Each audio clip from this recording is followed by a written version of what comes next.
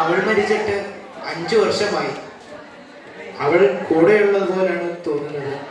നിനക്കറിയാമോ, ഇവനിലാണ് എൻ്റെ പ്രതീക്ഷ. ഇവൻ വളർന്നു വലുതായി എന്നെ നോക്കിക്കോളും. നീ പേടിക്കണ്ട.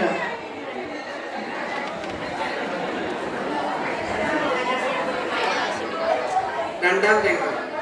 മോനും ഭാര്യയും സംസാരിക്കുന്നു.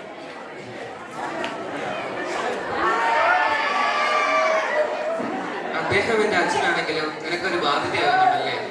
അതെ, അദ്ദേഹത്തെ നോക്കാനൊന്നും എനിക്കാവില്ല. നീ ഇങ്ങനൊന്നും പറയാതെ, ഞാൻ എന്തെങ്കിലും വഴി കാണും. അദ്ദേഹത്തെ നമുക്ക് അടുത്തുള്ള വൃദ്ധസദനത്തിലാക്കിയാലോ? ആ, നോക്കാം. പ്രായമായ അച്ഛൻ വരുന്നു. മകനെ,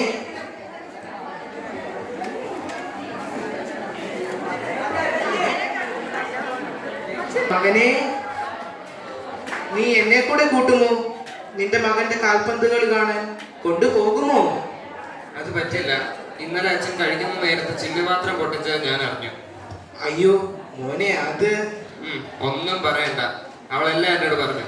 ഇനി തൊട്ട് അച്ഛന് തടിയുടെ പാത്രമേ തരും. അത് മാത്രമല്ല, ഇനി അച്ഛൻ മേശയിൽ ഇരുന്ന് കഴിക്കണ്ട, തറയിൽ ഇരുന്നാ മതി.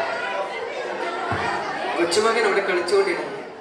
കൊച്ചുമോനെ, നീ എന്തൊടുക്കും അവിടെ? കളിച്ചോണ്ടിരിക്കുവാണോ? കൊച്ചുമകൻ ഒന്നും പറഞ്ഞില്ല. അച്ഛാ, അച്ഛൻ ഇപ്പോഴേ പഴയ ഉടുപ്പിട്ടുകൊണ്ടിരിക്കുകയാണോ? മോനെ, നിനക്ക് ഈ കുപ്പായം ഓർമ്മയില്ലേ? ഇതിട്ടുകൊണ്ട് നിന്നെ എത്ര തവണ ഞാൻ എടുത്തോണ്ട് വന്നിട്ടുണ്ട്. അച്ഛ, എന്നോട് കളി വേണ്ട. ഞാൻ അച്ഛനെ ചെയ്യുന്ന പോലെ അച്ഛനെയും ഓൾഡ് ഏജ് ഹോമിലാക്കും.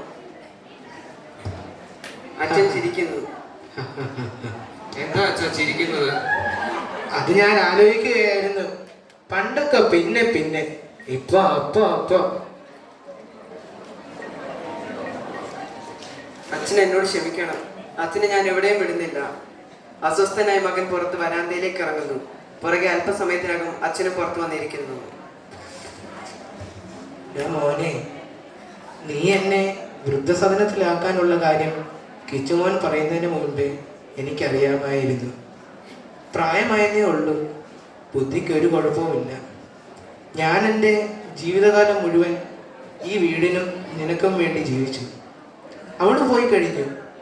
ഞാനൊരു കുറവും വരാതെ നിന്നെ നോക്കി. ഇപ്പോൾ എനിക്കതിനാകാതായപ്പോൾ നീ എന്നെ അകറ്റാൻ നോക്കുക അല്ലേ? അതിനുവേണ്ടി എന്ത് തെറ്റാ മോനെ അച്ഛൻ ചെയ്തത്? ഞാൻ വെച്ച ഈ വീട്ടിൽ കിടന്ന് മരിക്കാനുള്ള അവകാശമെങ്കിലും തന്നൂടേടാ മോനെ, നീ എനിക്ക് തന്നൂടെ? അച്ഛാ, ഇനിയൊന്നും പറയല്ലേ. എനിക്കിത് താങ്ങാൻ പറ്റില്ല. എന്നോട് ക്ഷമിക്കണോ അച്ഛാ? ഞാൻ സ്വാർത്ഥനായിപ്പോയി. അച്ഛൻ എൻ്റെ കൂടെ തന്നെ വേണം, എന്നും എൻ്റെ അടുത്ത്.